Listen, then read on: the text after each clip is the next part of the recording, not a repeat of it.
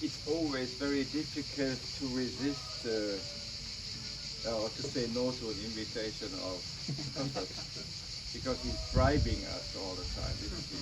Yeah, and it's so beautiful. I have never been on Skiathos island. I have been already on quite a few islands with you here in Greece, but Skiathos is not,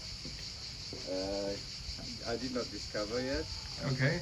I have understood that it is a British country, yeah, somehow. A lot of British tourists are here. I don't think there's so many German tourists here, not yet. But you will change it. We will help to grow Skiathos. And the funny thing is that here now, the temperature is around 10 degrees lower than in Germany. So we're very, very happy to be here. To a cool environment. Yeah, it's going to be a cool environment. Anyway, we have, in the panel, we have distinguished speakers from the whole ecosystem, which I always like, because it's of course not only airlines and airports, but the whole ecosystem consists of a lot of suppliers, service organizations, and one very, very important message in the end is that you never can have success alone. It's always a success of everyone working at the airport. A very, very good airport is only a very good airport if the collaboration is in the end state of the art of whatever you should have. So the contradiction, or the artificial contradictions between airlines and airports is something I never understood, but I did not know why no one copied the Munich model. That's really something, maybe a little bit in Dubai, yeah. But it is something very, very weird to see that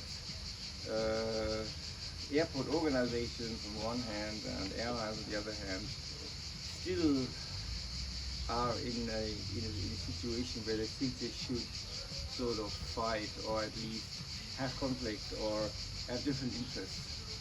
And in the end, a functioning hub, a world-class airport is always an airport where the dominant airline and the airport operator work together very, very closely, and in Munich it's the case, share the profits also. I mean, in Munich we already are at the stage where we both invest together, so there will be a new extension in Munich as well, manage together and share the profits together. But the underlying principle is, of course, always you have to trust yourself. Yeah? So trust building takes a long time within organizations, and you have to have a leadership, both sides, that believe in this trust. Yeah? So in the end, it's always relationship management, if you like. You really have to. I mean, you can look at Ethiopia, for example. Yeah? Same thing. You really have to work on that. That the people working there have a trustful relationship. And there's one difference probably between airports and airlines, and that is that airlines are very short-sighted in whatever they do. Yeah, I mean, their management, they have to have a day-to-day management. I mean, you just mentioned the adaptability of airlines to decide on an aircraft type according to demand. Yeah? So whatever they say, for example, as far as forecasts are concerned, they don't think over 3 years. They cannot predict anything, what will happen in 5 or in 10 years. Airports, on the opposite, they have to have a long-term view, because they invest heavily in capital infrastructure, in buildings, in runways and so on. So every decision they make will last for 30, or will have effects of 30, 40, 50 years. and that makes it a little bit difficult because the long-term view of airport managers, because they have to safeguard the overall future, also although not knowing what will happen in detail, sometimes leads to conflicts with airlines, because in the end the financial interest to get the money also from the and the support of airlines to do something in which they don't see a sense at the moment. That's something you always have to argue about, and so and the same is also with the management. The management always changes quickly at airlines, which then means that trust building is difficult. So you need a trust building of the organizations, and you have to work on that and spend quite a few time for that to do that. Anyway, so my recommendation is to try, at least an airline or an airport manager, try and because in the end we all look at the whole product, at the ecosystem. Airport plus airline plus procedures plus all the supply. So on our panel, in the end, we do really have representatives of the whole industry, not only airlines but also IT providers. When you look at what we maybe expect with AI, or at least with a sophisticated IT. Ground handling, without ground handling nothing happens. Exactly. And that's why I always say everybody's talking about airlines, airports. Yeah. We forget about the whole ecosystem. You know, I was raised in ground handling, so I know very well what the thinking is. Interestingly, but we can discuss it later. Yeah, for sure. Interestingly, probably technological advancement in ground handling is probably the lowest. We even not have achieved to have any automation, or a lot of automation in ground handling. It is so we load bags like we did. He doesn't know. Now we have. Of course you have the IT support, I know. Okay. But in the end, you load the bag from your trolley into the hold of the aircraft. Still, no technical solution found yet. 70 years we do the same. So we have a look at that. Of course, the airline. Flavio will tell us a little bit about. I'm very interested in hearing what happens now with the growth. With maybe change of minds or even not, I don't know. I'm interested in that. And of course, air traffic management, control, training. Training. To see how they contribute to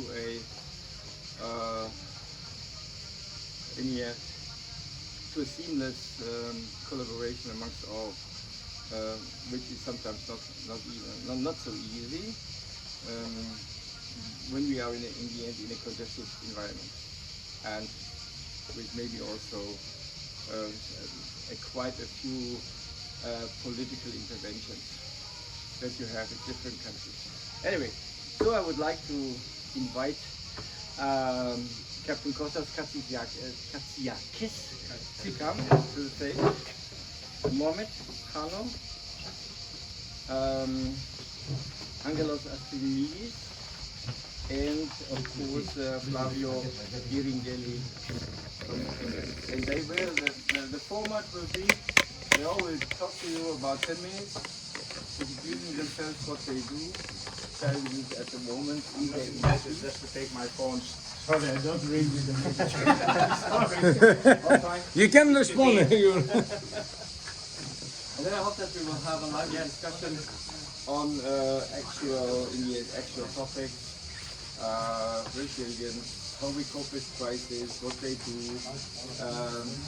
Are we changing our view on the industry, or are we just going on like always with the old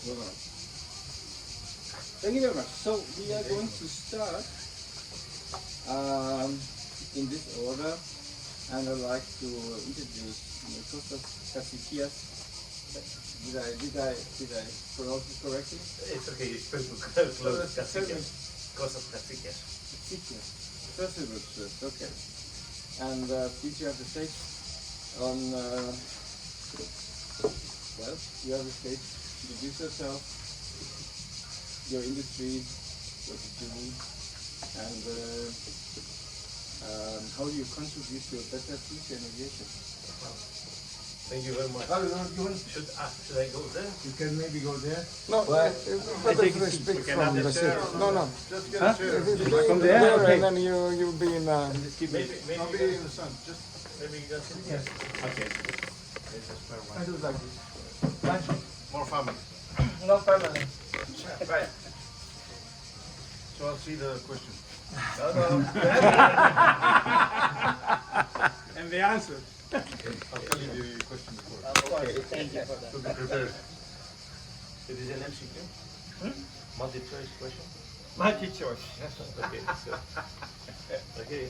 I would first of all, I would like just to thank you, Kostas and all of you for this great day. And before I just start to introduce myself, I like what Mohamed said, that everybody's talking about airlines, airport, but nobody for ground handling. This is actually my complaint also, that everybody's talking about airlines, tourism, airports, but nobody about the connection of all these things, how we are reaching this point. Anyway, I'm Captain Kostas Katsikias. I'm a pilot by myself. I started my career back in 1989, entering the Air Force Academy. I mix Air Force pilot. Getting out of the Air Force in 2010, where I started my civil aviation career. Back in the Air Force, I was flying the F-16. I had been interceptor for many years over the Aegean Sea and more. Then I started my aviation career. I started flying with Embraer, where is it? With Embraer, and till now I keep quite faith with Embraer. I fly the Legacy, I fly the 170, 190. So I am with Embraer family since the last 20 years pretty much. But meanwhile, I have been as an Embraer representative in India, staying there for 5 years, training. I have been the first instructor in the region of India for the Embraer. So there I started my own training organization. Initially as an ATO flying, just teaching type ratings. Then I put the ab initio, then I just put the engineering training, 1147, cabin crew training, and now actually we are working for the ATC control training also. We have not yet launched it, but we are pretty close. Last 2 years we made, I can say, one big step towards the whole training to create a little group of companies where actually our dream was just like one-stop shop for all the trainings, like pretty much Emirates, but we are not targeting that big, but what we see the let's say the gap that there is in the aviation on the training side. And we created just a little group of companies where we have the training, we have the engineering part, MRO, CAMO. We built one company where we create aviation books, but with a lot of animation inside. So actually this animation is helping better all the aviators, let's say, because we as aviators, we like to show off, but we don't like to study. We like just to see things and go fast. So it's better to find a way that somehow you put the knowledge easily. So this is something that we create. Plus, like we discussed yesterday with Angelos also, we have another part. We try to create a software that actually takes all these things together. so we can easily and better control the training environment. Speaking about the challenges of the training, actually, like Michael said, is not the training itself, it's the politics behind the training. And when I'm saying politics, starting from the airlines itself, from the operators itself, because the COOs wants to give training, but the CEOs does not like to pay. So this is kind of a little fight between the quality and the quantity of the training. So And the procurement. eh? And the procurement. Yes, yes. So this creates, let's say, like that. But this creates maybe the biggest problem in the training. Definitely, we have all of us. I mean, as an aviation ecosystem, we have to convince the management that the training costs less than an accident. Finally, because one little accident, maybe you pay millions of trainings. But bottom of the line, when you make the daily calculation, you feel like, okay, let's skip it until you face the problem. See what happened, for example, I don't want to talk about companies or brands, but what happened with 737 MAX? They knew the problem, but they did not train the people accordingly. So they faced 2-3 fatal accidents, and then the whole company faced a big problem. Well, it was just training, huh? Definitely the problem was more than training, but at least with the training, maybe they could save the accidents, most probably. Because what the pilot did, they acted against the real problem. They did not recognize, and what actually they tried to do, it was to make it worse, So the fatal accident happened. Then they start putting the training of this thing. What happened with Air France A330 over the Atlantic Ocean? They just stole an aircraft with so many passengers, an aircraft that we could say that it's impossible to have an accident, especially on the level flight. They stole an aircraft because of missing training. What was that? It was just like, I mean, if we speak about pilots, even the engineers, if you put the throat mid-range, the aircraft flies, correct? Not stalled, not overspeed, it flies. But this is just basic training. We all here talk and we speak about making spreader, I mean, just to run fast, but we never talk about how to teach ourselves to walk properly. So I think that training should be part of the aviation ecosystem no matter what, and we have to discuss about training. It's not about the profit of training, it's about the profit overall, later on. Yes, even the training, I mean, you make the daily operation and you calculate the fuel, and we speak about fuel, about consumption, about everything. 5% more on the engine, in 9 hours flight, it's few $1,000s, huh? But this is training again. It is the endurance, it is the range, what speed you want to use. Yeah, so all these things are just training that finally comes to the operator. So the operator has profit because of the training. And the ground handling. The ground handling actually, I'm speaking as just let's say a guy that used to work with the handlers, but not from the handler side. You see people that they try and they are in a very kind of dangerous situation many times, but they are people that we take from the street. Huh? They're not the people that they go through universities or whatever to understand what they are doing. So most probably just OJT only next to each other to learn the job. This is not the correct way of doing the business. Would you say that the level of education, training, knowledge of people you train has decreased? Or is it the same than 10 years ago? Is there enough focus of airlines or the companies you work with on this? Or is that decreasing? So risk is in the end a little bit rising. I don't want to be, to speak bad about it, but There are no media if we really think who is flying and what the training is, most probably we will be a little bit more scared. Sorry for saying that, but the training and the level of the trainings that we try, I mean, you see that all the systems, EASA, ICAO, FAA, they try to give more strict rules about training. But at the same time, these strict rules create so many problems that finally we end up doing nothing.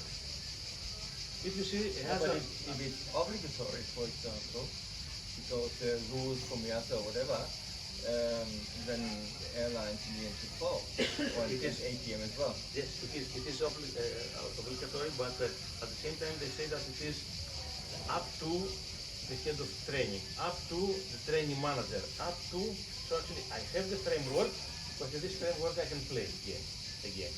2 years ago, EASA actually launched this kind of BIR, Basic IR program, if you have heard about it. If you read the program, if you play PlayStation, you are eligible to take license. This is what they want. For me, it's kind of unacceptable. It is definitely the new system, the new technologies, AI and everything will help a lot. But they help a lot to give us pictures, not to give us senses. Because the real sense is coming from the real action.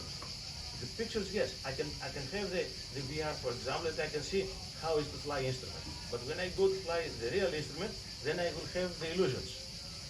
Then I will have kind of feeling nausea, feeling uncomfortable, feeling all these kind of feelings that creates the panic. Through the goggles, I have no panic. I'm sitting here.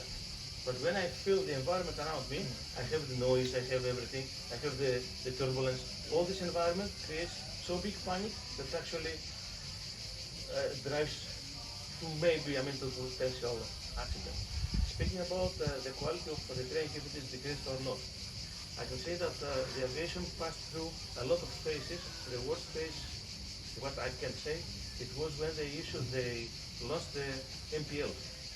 The MPL was just a program that actually the pilots were taking some training, but not the full training to fly the airplane. It was as long as we level off, we can just change, and I can fly from A to B, but only level, without the real skills of the pilot.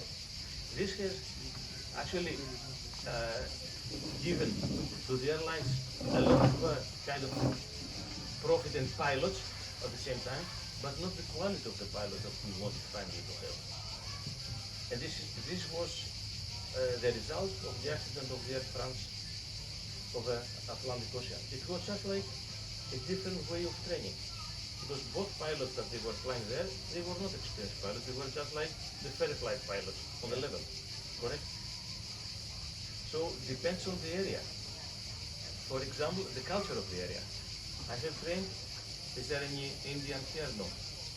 I have trained a lot of Indians. The Indians, they have a culture that if I want to get married, I have to have a certificate, no matter what. So I have seen people coming to take a license just to get married. Imagine the sense of aviation. Not with the aircraft, but with No, but imagine, I said I had just a talk. This is also It is the culture, it is the culture. It is the culture of the airline. If we speak about Emirates, for example, or Lufthansa, or Air France, they have a culture. If we speak about smaller airlines, local airlines, ACMI airlines, their culture is profit. And profit means cut from wherever you can. If we say, for example, just to keep your license, you need one check ride. If you are still valid and not renewal, you can go in 2 hours. If you make a check ride, you finish. But where are you going to see all the emergencies? Not possible. Okay. So actually, this culture is always not a good culture for aviation. Yeah. Who are your competitors in your industry, or where you work? Are there others who you? I don't want to say in my culture, in my personal culture, Yeah. there are no competitors. There are people that we can work together to create something better. I never see competitors, even the flight safety or CAE. I don't see competitors. I see somebody that I can take examples, good examples, and grow. Okay. Yes. To see competitor in a world that actually we need every day, every single day, we have to produce 100 pilots. Yeah. So where are the competitors? We need more schools to create pilots, to create engineers. Yeah. 100 pilots per day, new pilots, Yeah. plus the renewal of all the rest that they are already in the industry. We need schools. So I don't see competitors. I need more to come with me. Are there enough potential pilots around, or is there also a labor shortage? A potential labor shortage. There is a shortage already. There is a big shortage already. But not as attractive anymore as it was 15, 20, 25 years ago? Becoming a pilot? No, I think it is attractive, but maybe it is slightly expensive for somebody to invest from his own pocket. This is maybe the restriction, but it is attractive. People are still like, they want to they see this let's say this job like attractive job. Definitely the low-cost airlines has reduced a lot, salaries has reduced a lot, all this kind of luxury and quality that 20, 30 years ago was there, for example, but still it is there. I mean, I think that people want to become a pilot, want to become engineers, ATC controllers, they want to do it. We have actually to build up the system to give them the knowledge that here we are, this is what we do, this is how you are going to be your life, just to motivate them in the correct way. Pilots and crews do not do the layovers here anymore, huh? No? Exactly. Yeah. Well, because in the end, only ground handling is another part of the aviation ecosystem, which normally is not considered to be so important. The people complain about why don't I have my bag? But it's a very, very complicated kind of industry with very low margin, 24/7, working all the time, on time. Nobody really understands or realizes when you buy the 39 euro ticket or whatever, 55 or 59 euro ticket, what happens around the aircraft, how many people are involved. Maybe you just introduce your company again and talk about a little bit also about Training. the training, and also you still get enough people to work for that, because 20, 25 years ago we wouldn't have students in summer. No young person wants to work blue collar anymore to earn money. Yeah, it's really difficult. How you get your people? But you operate, of course, in Africa, mostly in Africa. But maybe you also have the same friends. But Mohamed. I'm Mohamed Hanno. I started at an airline first, working with a beautiful airline, Alitalia. Alitalia taught me everything. Actually, if I'm standing today, it's part of Alitalia. And a good mentor I had, my station manager. He taught me a lot of things, and I appreciate this from him. I started, then I joined Hapag-Lloyd Group. I was positioned in Italy during summertime and in wintertime in Egypt. And then I joined Aeroloid. And then later on, I said, no, it's enough working for others. I will do my own ASE or Aero Services in Egypt. And we passed through ups and downs, especially with terrorism that was in Egypt at that time. We used to work 1 month and another month doing nothing and just counting the stars until I was contracted with a very lovely airline Air Berlin. Since 1994 until the insolvency in 2015, we were representing them. They made me start our operation in Morocco. They made me start our operation in the UAE, and we've been there till the insolvency. From that time, I learned that it's not the matter that it's either you love what you are doing and give, it's a passion. For me, aviation is a passion. So you have to love it.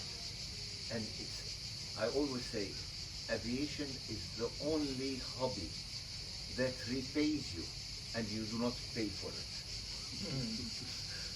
And really, when I work or I check in any induction training we are doing for our new recruitment, I tell them, do not look that you're wearing a badge, you're going to the airport, that lovely ladies you're going to meet and you're going, no, love it. Try to feel what the passengers feel. If you lost your bag, what will happen? If you have a delayed flight, what will you think how to do? This is how you have to do. I always believe that I'm not their boss. I'm the office boy that cleans just behind them and try to avoid so many things. Unfortunately, aviation is always talking about airports, ground services. Airports and airlines, never about ground services. We were at the GISS in Dublin, in Durban, and everybody from the ICAO getting people, training academies from captains, cabin crew, talking about everything. I told them, okay, that's very nice. ICAO is our, I would say, capo, and the rest we are. But nobody is talking about ground services. Ground services is the main, the core of it. Who is taking care about the safety of the aircraft when it's on ground? Captains, cabin crew, they take care about the passengers up in the sky. But on the ground, who's taking care when there is a disruption? An AOG, who's the first people are fighting and I would say killing them, or a baggage delayed, or whatever, it is us. We were with the Aviation Services Station in Montreal last September during the ICAO assembly, and we were meeting ACI people. And I was telling Justin, Abachi was the managing director of ACI World, I told him, you are looking, all airports are looking, I always ask them, who is your main customer? They say the airlines. No, the airlines are not. The airline is coming to the airport today, it might not come tomorrow. The commercial, the retailers, they are, if they are not paying the concession, you tell them out. But the ground services, the people who are 24 hours in the airport, and you are just milking them like a cow. You have to pay concession, you have to, I don't know what, you have to do what, you have to do what, you have to do what. I'm sorry about that. But you're milked in the end by the airlines. Yeah? I mean, Yeah. is Ryanair a good partner for you? Ryanair, yes, it's... I just asked because... I have Ryanair, the Polish one, Buzz Air. Yeah, Wizz Air. No, Buzz Air. Buzz Air. Buzz Air. in It's an entity for Ryanair with the B. It's a yellow with the B. But it's a new. No? Buzz Air is Ryanair Yeah, it's a subsidy. for Poland. It's subsidy. It's like they have Lauda and they have Buzzer. Ah, okay. Right. No, thank you. Yeah, and we have them, and okay, they are just squeezing, Yeah. and that's one thing. But did you ever refuse a contract Yes. because you were squeezed too much? Yes. So explaining also, I mean, you just explain the ecosystem. No, What happened to run the aircraft? no. I terminated 2 or 3 contracts Mm-hmm. because I felt that we are underestimated, Mm-hmm. and this I hate for my team, and I hate for myself. I mean, in the industry, everybody needs margins. Yeah, even the ground handler, whoever is in the service Exactly. industry or whatever. Yeah. Exactly. And that has to be reflected in the ticket price in the end, somehow. Because when we talk about quality, if we are not paying the proper amount, how can we pretend quality? Yeah. That's the problem. Exactly. Emirates Cairo or Emirates Egypt is one of our clients. Yeah. We never discussed how much you're going to charge us. I said, look, it's a win-win situation. That's what we need, and it's annually increased according to the inflation by 10 or 15%. So, agreed. Other airlines said, oh no, your competitor gave me less $3. Go ahead, I don't care. I'm giving you, you want equality. You want a Rolls Royce or you want a Suzuki. If you want a Suzuki, go to him. If you want a Rolls Royce, come to me. That's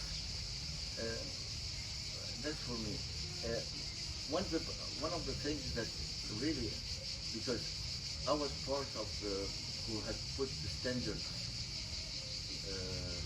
of the ITABLE to understand exactly what the quality it should be.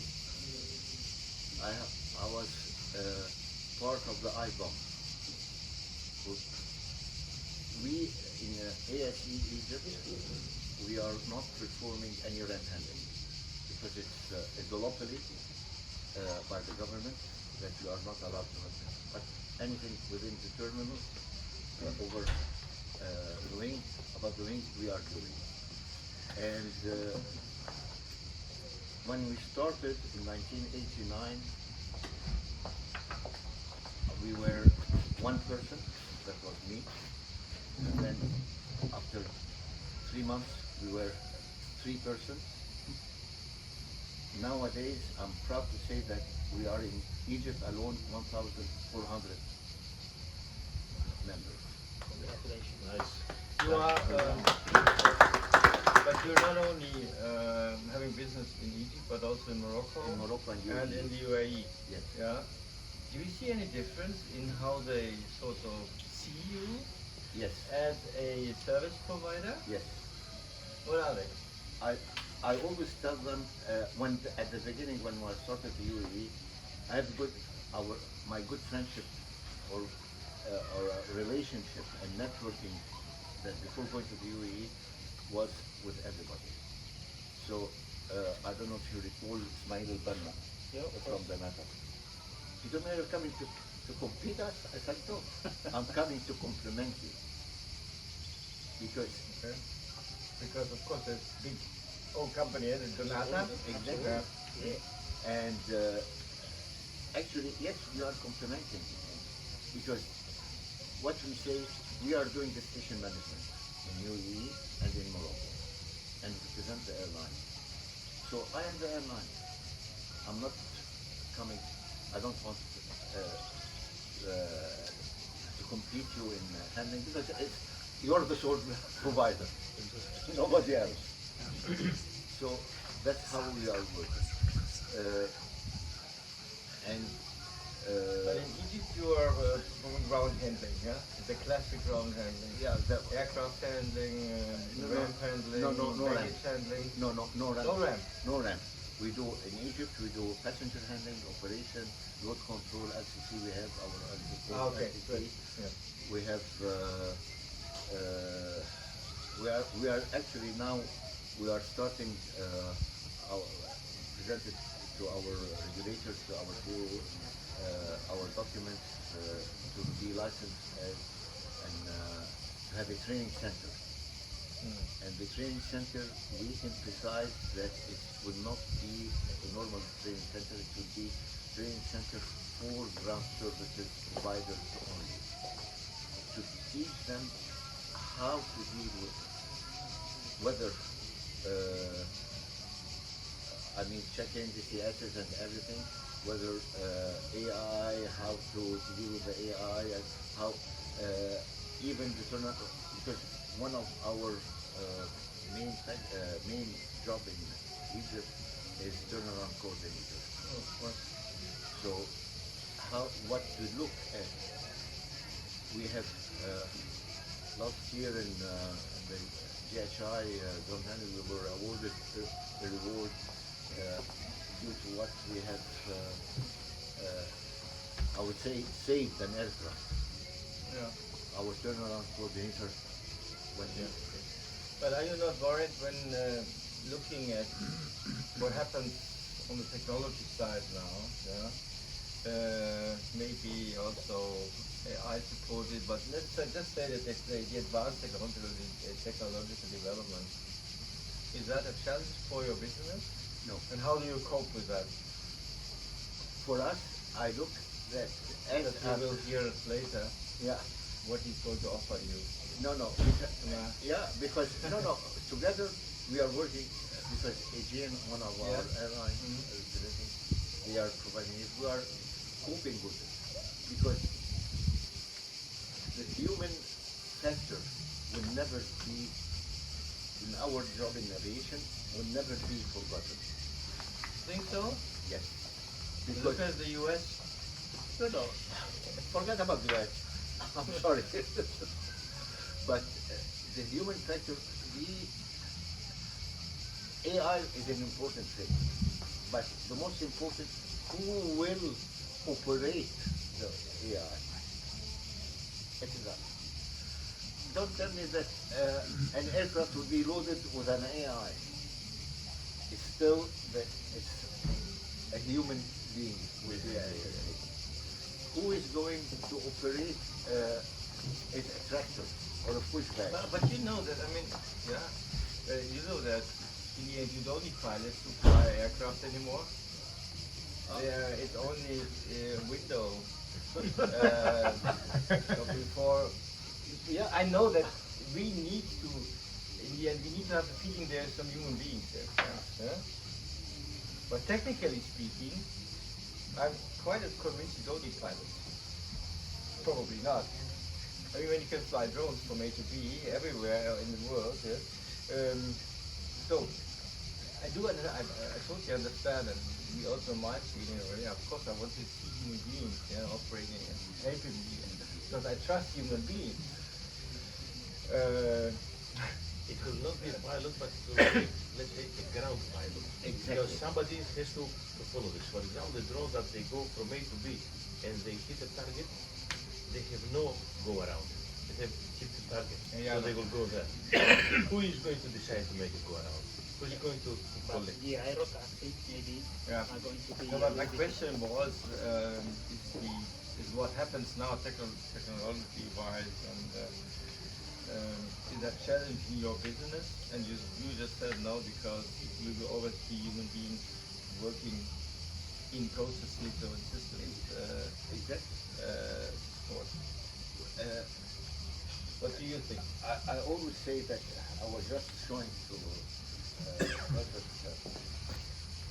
one of our strategic things. We said we redefine aviation excellence. We are redefining as in our education what we are planning for our education. We are not just training people, but we are building and rebuilding education. And I think this is the most important thing. that to rebuild the people, in order to recruit somebody in our team, he has to pass through several processes. First, one language first, main language. If he has got a bilingual, it's true, it is better. If he has got a three, it's much, much better. It's number one to be taken. Then there is an IQ, that test, IQ test, psychological test, and IQ test. And then after that, we take them to our induction training. After the induction, we collect. And the minimum cost is 90% for us. Maybe it's interesting to see the view of Angelos. Maybe you just tell us a little bit about the industry, and then maybe how you see the human being in your organization, in the service industry supporting IT, helping the organization to become better and more efficient. Okay, extremely interesting question. So, first of all, what Do you understand us? Are we loud enough? Yes. Yeah. Okay, fine. The music is louder. Yeah. it's nice to reggae music and talk. Okay, first of all, I'm Angelos Astrinidis. I'm the founder and CEO of a software company called aviBright in Athens, Greece. And the last 15 years we developed software for airlines. We learned through our cooperation with Aegean. We've built more than 100 projects there, and we are very proud that from 2021 Aegean is a minority shareholder of our company. This gives us access to many directors with extremely deep knowledge in their territory, so they bring the specs and we develop solutions to automate and optimize processes. So we developed several software. We also are very honored to be a supplier of Emirates recently and some other airlines in the Middle East, Israel. We're doing some things in North Europe and in the States. So AI for us, if you're coming to your question, is extremely big disruption also for us as a company. So we are trying to figure out how the developers will be not in the next 2 years, in the next 6 months. Things are moving so fast. We try to convince our people that probably we won't need developers, but we need auditors. So we need people to make a shift and try to understand what code is generated and audit the codes, correct the codes, and provide stronger tools. I just have a question. Is it only our perception that it's moving so fast, or is it moving fast really also affecting your organization? It's moving. It's moved since you've been sitting there. Huh? Yeah. It's moved since you've been sitting there. Correct. Correct. So even my guys are doing things now that it was impossible to think that it would be done in 2 days. 10 days ago. So yeah, it's moving very fast. And also these tools are a threat for the whole business? Sorry. Is it a threat for the whole business? It's a threat if you feel it as a threat. We try to feel it as an opportunity to be faster, to provide better tools, faster to our customers, and try to educate our people that they need also to transform to something else and not just be a simple coding developer. You have to be smarter, you have to be more educated on how you ask what is needed from AI. So, can you give us some examples of practical examples of your development? Okay. One of our solutions is disruption management. So, how fast can an agent do rebookings for a delayed or cancelled flight to a new flight? So until recently, there was an agent selecting by itself. I need to move this passenger to this flight, this flight, this flight. We had a selection. Data was coming from Amadeus, and you just needed to select the flight. Now we've done a machine learning AI tool that automatically is moving the people depending on best practices and historical data.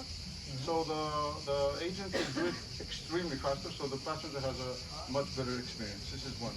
Another is we're including, as Mohamed said, we've created a baggage management solution. We get involved after a bag is lost. Okay, so we do we try to help the agent do the job faster, like creating the world tracer data that needed to input. So one of the processes is the thing called on hand, OHD. So the agent walks around the airport, he finds a bag, maybe without a tag. He has to put it in the system so the other agent can search and see and match it with a file that the passenger has said that I lost my bag. So now we just take the photo of the bag. The attributes are automatically with the AI inputted in the system. So this is a black Samsonite with 4 wheels and a sticker. So this goes in the system so the other agent can very fast see if there's a combination of a request that I lost a Samsonite with 4 wheels and a sticker with the one that was found. So we try to, another area, completely another area is fraud. Very interesting. We've done a system for miles fraud for loyalty. Miles fraud. Yeah, I read that. It is a big issue. So we're doing a lot of things over there. So you can pinpoint with machine learning and AI what are possible transactions that are risky. So we provide a list of these transactions. So many. Another example that happened yesterday was they're doing the NOTAMs, the messages, the important messages that come to the crew. We have a cabin portal that the messages are coming in the system. There's going to be an AI that will risk assess each NOTAM and present it in a higher level depending on the text that it was written. So you can based on the destination, all that stuff. So many important things that will enhance the experience of the crew and finally with the passenger, and also of the people that are doing this process, like the ground handler or the OCC or the pilot. Any possible information we provide to make their life easier. So yes, transforming. I'm not sure what is going to be transformed. That we can't imagine right now. I'm not sure. So okay, you're saying that the bags are not now. You need a human to put the bag on the plane. I don't know what will happen in a few years. I really don't know if there's some kind. I saw the machine here. It's very fun. Did you see that? Cutting all the. Would you believe that in 5 years ago? I don't know. Or 4 years ago. We have it in our houses, but now we have it in the garden. Yeah, but it's like this drone. Nobody has to use that. In Dubai we have so it's extremely fast. And how would you describe the collaboration between these departments that you work with? Are they sort of respecting what you do? Do they need you? Of course. More than ever, for example. Yeah. Although and what is the learning curve that you see in the collaboration? Okay, this is more a general question. So I would say it depends on the airline. So like for our experience, we're working with the GN 10 years. They're extremely innovative. So they're investing a lot. They don't question a lot of things, so if they want to do a process, they do it fast. I want this, can you do it? Yes, I can. How much? This, okay. They trust us. It's a very trusted relationship. We do it, we deliver. Actually, it's the word trust. Yeah, it's a trust relationship. So we do it. Key word for everything. If they, any airline or any body trust what you are doing, it's over. It's over. Now the learning. No, it's over. I mean, it's over. Positive. It's positive. One thing concerning learning and adaptation. is we see that they're afraid to adopt as fast because they need the governance. So there are a lot of security issues. So there has to be a lot of governance in this AI thing. So you cannot let everyone, you want to create an application, I have these documents, spec documents loaded and created the code. These are very secure, confidential documents, so you have to be very strict and audit who is doing what. The companies are not ready yet. We see that there's a need of education for the governance of this. So even our customers are saying, okay, slow down. We want these tools, but we want to be sure that everything is secure. Yeah, but the readiness, I mean, one of the big issues, for example, amongst airports and airlines is always how much data do we share? For the whole ecosystem, of course, it would be very, very nice if, for example, airports and airlines shared much more data than they have, especially airlines towards airports for commercial purposes. May I interrupt? Yeah. What do you mean data? Because data can be how many bags are loaded in this day, but also it's the documents, the specification documents that you need for your process. Yeah. For your not even for a specific process you want to automate. Yeah. So this might be confidential information of the company. Yeah. So you don't want to leave to let an employee load it in ChatGPT or Claude and say, okay, I have this spec document and I want to create an application to give it to aviBright to build it in a secure way. This is not allowed yet. You have to audit. What we do with first thing that before signing the contract, we had to sign confidentiality agreement. Of course. Yeah. So this is one of the things. Can I add just one thing? I was, as ASE, I'm very proud of what we have reached. And especially nowadays, it's been now for 2 years, that any, especially from the Gulf area, any airline or ground service provider who is recruiting and just see ASE was employed in ASE immediately recruited. And due to our stability, due to our commitment, training, and everything. I have not even in the Gulf area, but I have others in the US, in Germany, in so many places in Austria, that people from my team who went to immigrate there, they already have very good. Yeah, thank you. We come to you, Flavio, now. No, but it's very interesting.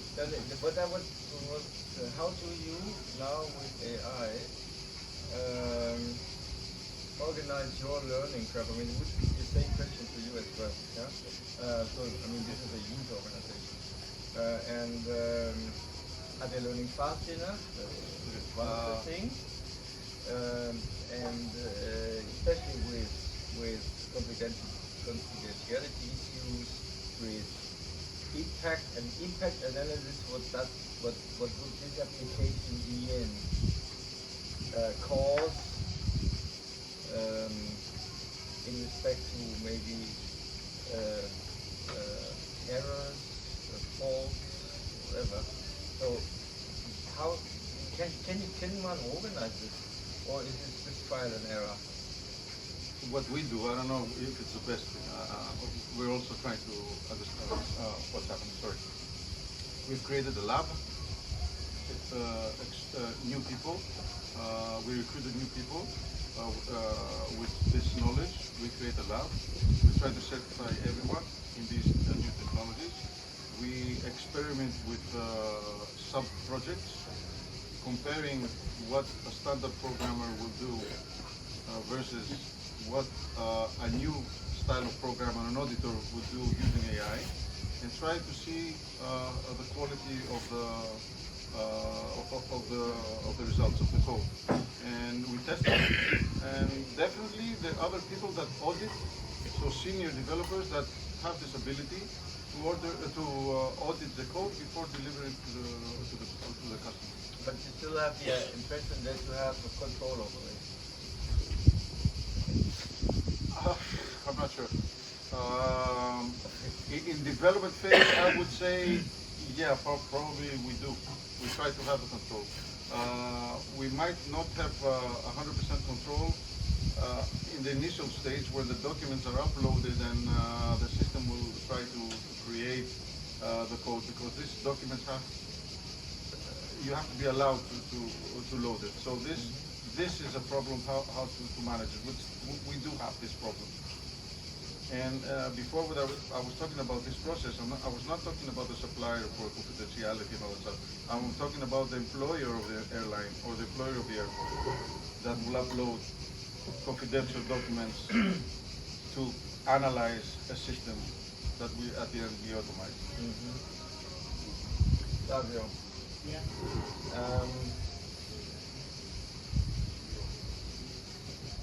Representing one of the world's best airlines in the end, or airline systems, I have to say, in the end. He's of course confronted, or was confronted now in the last month, to react very, very flexible on price development without knowing how the whole situation would develop. I don't know whether you can answer that question, but is it intuition what you do? I mean, is it professionalism because you have a record of successful management of crisis? Do you rely on technology in trying to make a judgment of the situation? What is it in this respect? And we will talk later about the recovery and all these things, but how do you sort of manage this situation? Yeah. Thank you. First of all, Sorry, thank and you. of course introduce yourself. Absolutely. I would like to introduce myself. I'm Flavio Ghiringheli. I'm the Vice President Commercial Operation South and Central Europe. And in my role, I'm managing commercial strategy Of Emirates. of Emirates, of course. And in my role, I'm, let's say, oversee commercial strategy, market development, and customer expectations. And of course, it is in a part of Europe which is absolutely very important. And Michael, I have to say, this discussion, in my opinion, is really, really interesting because we have spoken about how important is the training, how important is the ground operations, how important is the development in terms of technology. And as you correctly said, we are in an ecosystem which is complicated because sometimes we know that from an airline point of view or from a passenger point of view, the airline is, let's say, the means that is bringing a person from A to B. And sometimes they don't understand how many interactions there are in the industry among all the players that we have in the ecosystem. So that's why I want to say that Emirates is a very important key player in the ecosystem. And if from a certain point of view we need to stay in touch with the customers in order to have them on board as much as possible, but at the same time we must have a very good cooperation among all the players. And this is the key element that we need to take into consideration. If you consider Emirates Group is composed by the airline, but is composed also by the NATO, and which means for us ground handling and also catering point of view.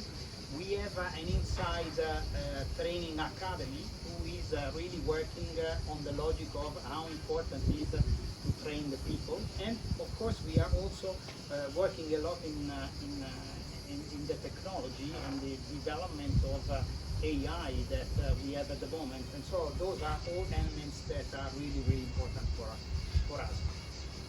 My experience is old by at least 35 years. I've been working for 5 other airlines. It was Thai Airways International, Capt Pacific, Alitalia, so that's why we are a friend with Mohamed, and Meridiana Airlines, and also EasyJet. EasyJet has been interesting because being a low-cost carrier, it was completely different logic from the full-service carrier, and it was a good learning to take on.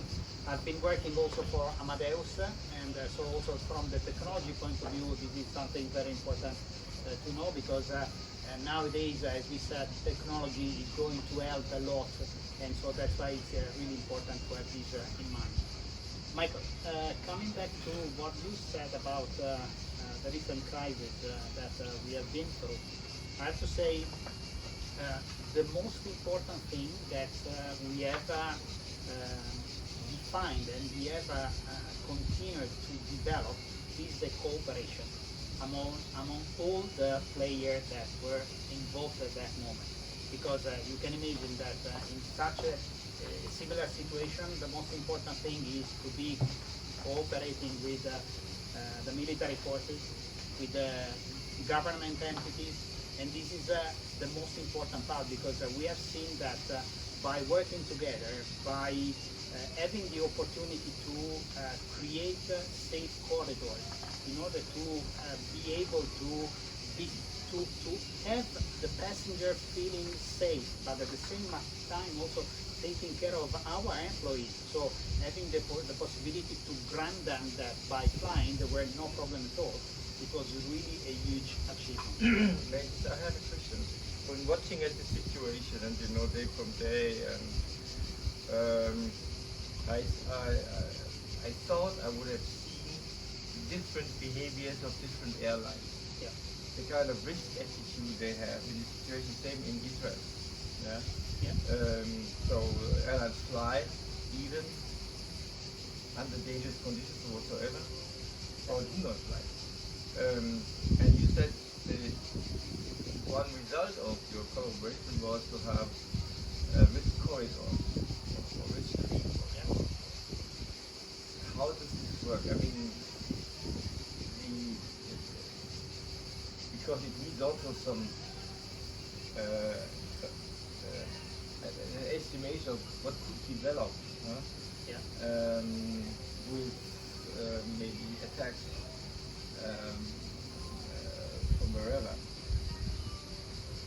Michael, the most important part for a corporate company like us, which is big, we have inside a group security department who is taking care of all the security and safety for the company 360 degrees, because we need to understand that we are operating as an international airline, so all over the world. It means that there are not only situations like the recent Gulf crisis, but we are still flying on to Russia, and still we have problems to care, or maybe we fly to Israel, or maybe going through Thailand and Vietnam, that sometimes we have problems. So those are things that we need to take into consideration all year long. So this is something very important.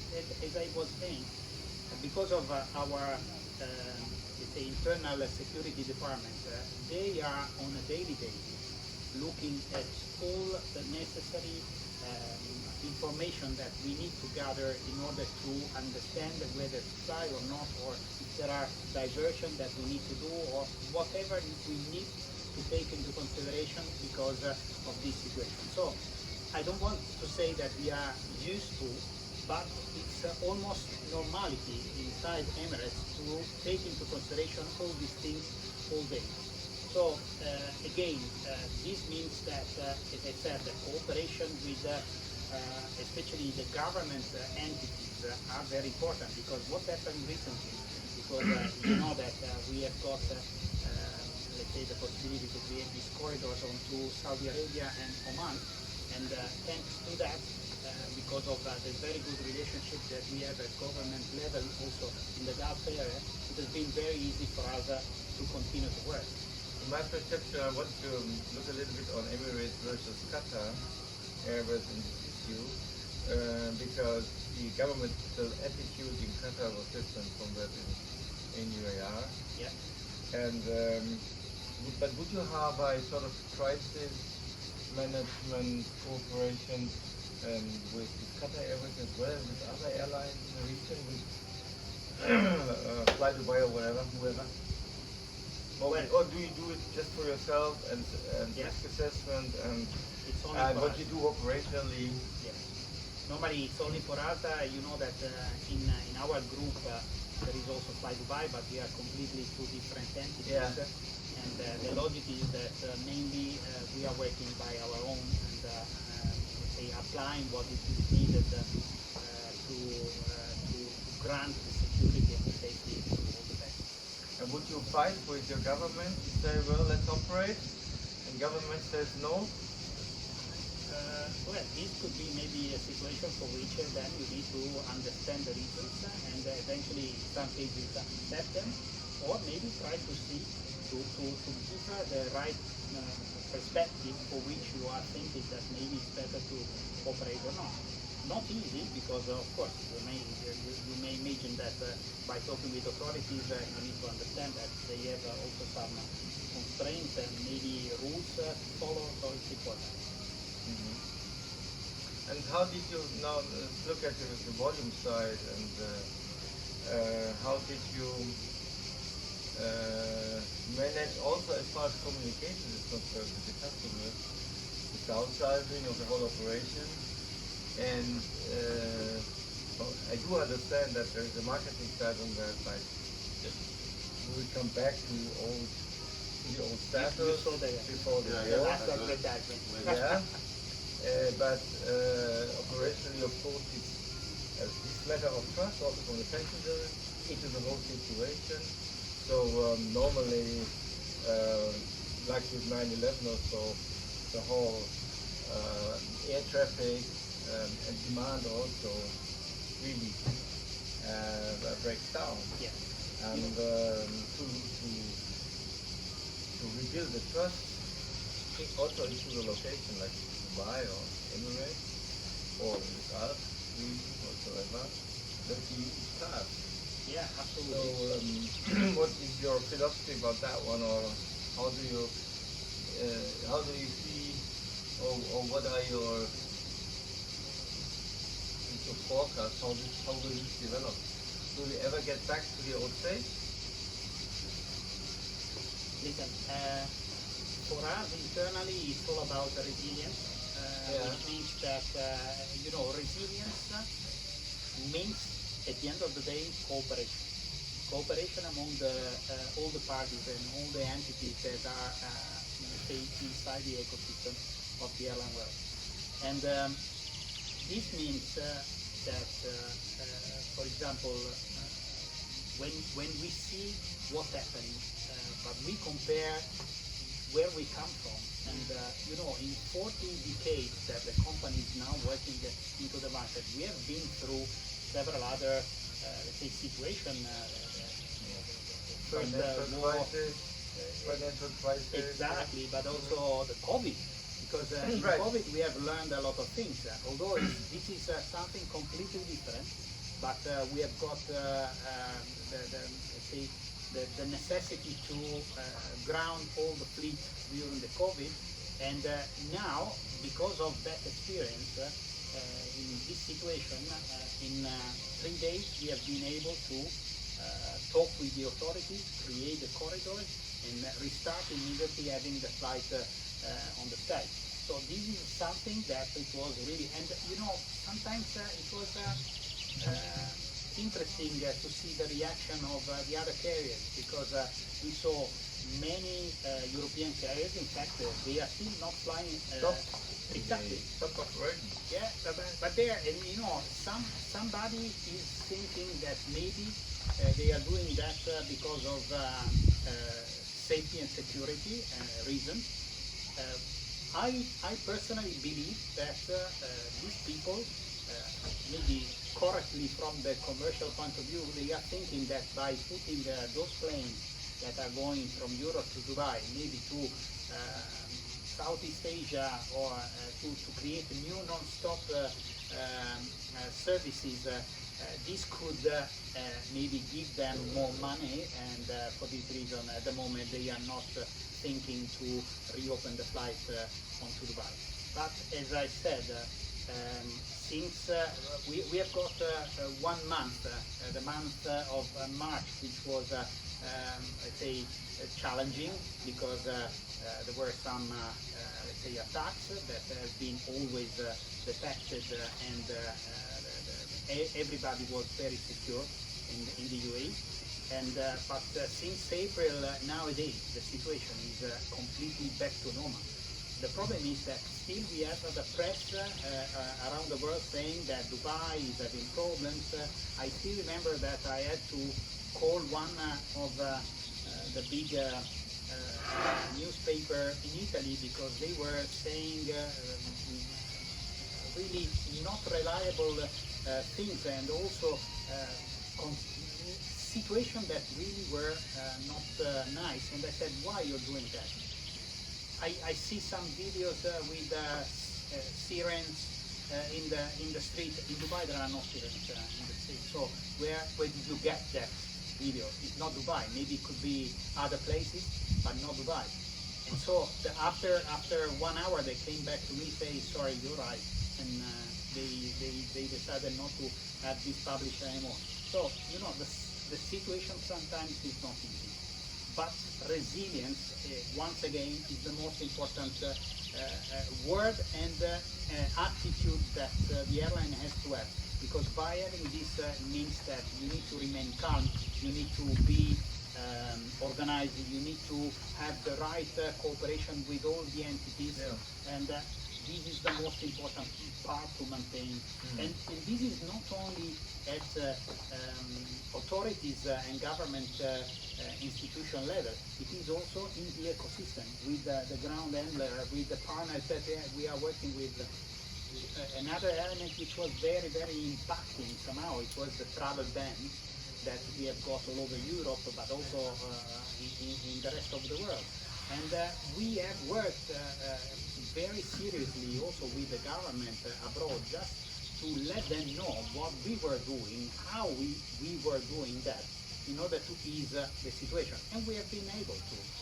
Which also would have got help from other organizations from the outside the UAE, because of course a lot of aircraft were grounded in any airport worldwide. Would these partners there be helpful? And absolutely they were. Yeah, So because, you know, we're talking about ecosystem. It's not only local, this ecosystem. No, absolutely. It's a worldwide. And that part is the most important, because, you know, if you take into consideration Dubai, as said, we are owning as the government also the airport. So for us, it's easy to work with the airport, with the handling agent, it's the NASA, and it's very easy at local level. But then we need to play also around the world. So and that is the other most important part, which is the relationship with all the other partners. In premise, let's say the airport, because when on the 28th of February we have got the first attack, and of course some planes were still flying, and we had to coordinate with all the entities what we would have been going to do with those planes that were flying. So some of them have been able to land in Dubai, or maybe the DWC is the cargo now airport that we have in the UAE. But it was also important to get in touch with, in Athens, for example, we have got 3 planes that were coming from the US. And we I was on shift that night, and suddenly, you know, we got the phone call from the ACC that Emirates planes will get had to be diverted to Athens because exactly. of the situation. So Yeah, and we had on Athens, we had on Malta, Cyprus, Italy, all the, especially the flights coming from the US. And yeah, and it was really, really a very good cooperation because all the partners that we have got around the world, they were very comprehensive, and they understood the situation and they tried to do the best in order to help us, and this was really much appreciated. What is your current view on how, well, let's say the next phase will be in the recovery phase, let's put it that way. Will it be the same as before the war, or will it be different? Or maybe you can't answer that because it's maybe a little bit crystal ball reading. But, for sure. Because there are very, very different opinions of what will happen. Yeah, I know that there's a part of people and also the media which would like Dubai to be dumped down, yeah, as a center of many things, yeah, out of tourism and so on. So there's also probably a task in reputation building or reputation building, yeah. But what is the current thinking of where one could get as an airline? Well, we are still... And what do you do with the capacity? I mean, that's the other thing, yeah? Which is another big yeah. and important element. Yeah, yeah. But I have to say, nothing has changed for us. We still have all our projects in place, and what we are doing in order to develop the new airport, because DWC, which is at the moment the cargo city airport, it will become the most important airport of the UAE, and so we are still working with this project very close in mind, and we are doing whatever it needs in order really to create and give path to all these activities. And here again, resilience means being focused, knowing that what we want to do, it is possible to do. You know that in Dubai we have the motto, nothing is impossible. Yeah. And this is really true. And there is the new verb of Dubai. I don't know if you read it. It means that whenever you do something, if you do it Dubai way, it means you can do it and it works. So we are really trying to stick to what we had in mind and what we are going to create for the future. And of course, as we said, capacity is one of the elements very important, and the fact that let's say the situation at the moment is not helping, because you know very well that Boeing and Airbus are constrained with the delivery of the new airplanes. So sometimes, especially because we are a wide body carrier, and so we should have been receiving many airplanes in the past years, and still we have a lot of in the list for the coming years, and we are starting now receiving additional capacity. So this will be interesting to see how to manage this, where to put the proper airplane around the globe, because of course our aim is the one that we want to develop even more. Just to give you an idea, we think that among the destination that we have already in our network, what it will be interesting to develop more is Latin America, Africa still, and this is something that we think it will be possible, of course, as soon as we will get new airplane on board. You probably also have a view on how different continents or countries, bigger countries, react on these crises, and come back to these crises, have maybe also a resilience on staying the test and so on. What is the country that fears everything most? Germany probably, yeah? Well, you know, Germany always has angst. you know, from I see, you know, when the crisis started, let's say we saw the reaction of the governmental entities, especially the embassies and consulates, and they were at the beginning a little bit scared because they didn't know how to do, what to do, and so sometimes we have got situations for which maybe we were having maybe governments asking or telling us that they wanted to create charter flights from Europe to rescue people, and we said, listen, but we are flying to that destination, so why you're not using us and you want the charter flight?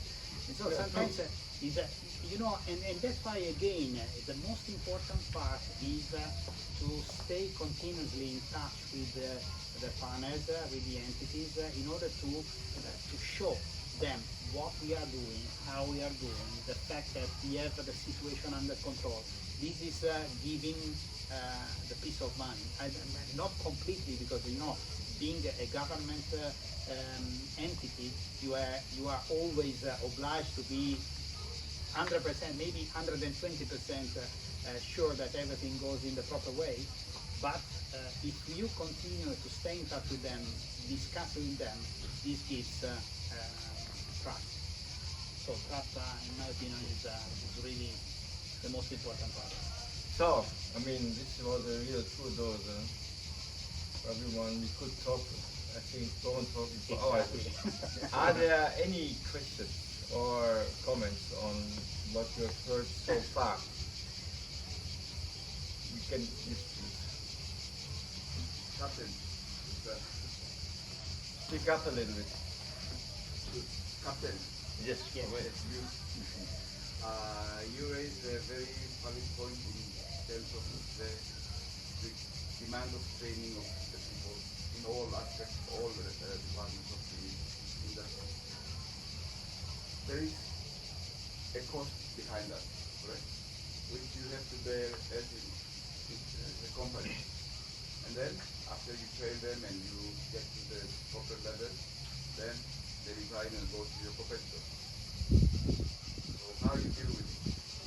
There are actually bonds on the trains. The big companies, they sign, the pilots, they sign bonds for the trains and for everything. And plus, I will just go back to, I think it was Steve Jobs of Apple. His directors, I mean, they said that we have a lot of staff, but they are not educated enough. So he said, let's give them training. So they said, but sir, they asked the same question. If we train them, they will go to our competitor. And the answer was like, and what do we need them without education? So, no matter what, we can take this risk, let's say. But at least whatever we have to have in a high level. What I'm saying, and then that increases the cost of it for your own company, keep them working with you. So that's one is reacting to the other, creating the answer of the CEOs or the CFOs that we don't have this budget to invest. Because Yeah, but it's we have, investment, not a cost. Okay? I think that we have to build this culture among all the ecosystem, not only in my company or in your company. We have to have the culture of the good training. And when I'm saying training, it's not, for example, only pilot training. It can be the crew training. It can be the training between the pilots and the ATC. That we are. I mean, we reach a level that we don't know who is speaking on the other side. I'm in the What commercial job they are doing. part of the business, and I have to Kostas allow me being here today, invite me here today and discussing these things with you. But from this point of view, my costs are increased because I need to keep my staff in my business performing the same way. Because one staff leaving, for me, it's a big disaster. Not always.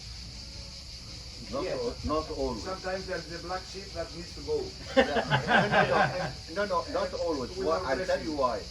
Because if I'm training, if I have the passion of aviation, so I am training the people for aviation, for the sake of the aviation, for the sake of the services that they are presenting. This is seen when my people are going to other companies and to other competitors within Egypt. They go there and they see the difference of what they have been taught and how. Agree with you, it's a school. Of course, your company is a school by itself because you give them the opportunity to learn and develop themselves internally. But what about Gen X, Z, I don't know how they call it, I'm not familiar with it. These people that they say, oh, it's 5:05, thank you, bye-bye, after hours I don't work. I don't receive calls. No, for us, my people, especially at the headquarters, they have a task. Whether they come at 10 o'clock or 5 o'clock or whatever, they have to finish their task. So this, we are not restricting them to be 8 hours working. You want to stay 12 hours, stay 12 hours. Not allowed. For us, No, it's illegal. It's not allowed. It's It's not easy. You have regulators. You have no, but it depends. I'm talking about Your experience. about us in my Egypt. staff want to stay, but I cannot keep them because they have to pass the card 5 o'clock and go. If they come, I have to pay 10,000 euro per person. But you another generation. Yes, bro. Yes, bro. Well, anyway. I agree. The culture of each company is the main Yeah. factor of how you develop your staff and you go forward. And the Well- leadership is number one there. I agree with you, Captain. Thanks very much. I mean, we could go on talking on many aspects, especially the labor market aspect. That's really a very interesting issue. But I think in a big hand for our panel, it was very, very interesting discussion of the ecosystem spoke to you. Yeah, the whole ecosystem spoke to you.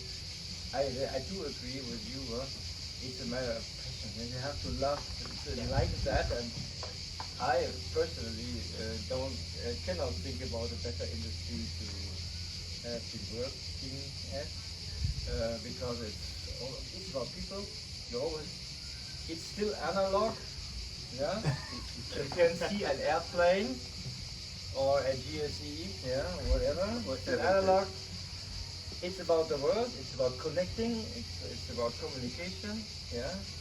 It's about technological development. I mean, what happens in the world will be probably applied in our industry very quickly at first. And of course, it's about community. Yeah. And so I cannot think about a better industry than aviation, even with all these disruptions and things like that. So thanks very much. Give them all a big hand.